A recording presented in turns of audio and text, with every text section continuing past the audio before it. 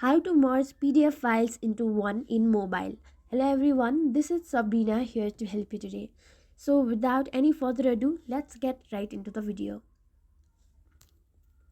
So merging two PDF files into one is a very simple task because of a one website. Because of this one website which is called I Love PDF. So simply go to browser of your choice, then search for I Love PDF. Open the browser and then the first option you will see is merge PDF. Simply go over there and then you will have to select PDF files and it will merge PDF files into one for you. So that's how you do it. Thank you for watching this video. Make sure to like, share and subscribe to our YouTube channel. If you got any questions, comment them down and I'll catch you in the next one.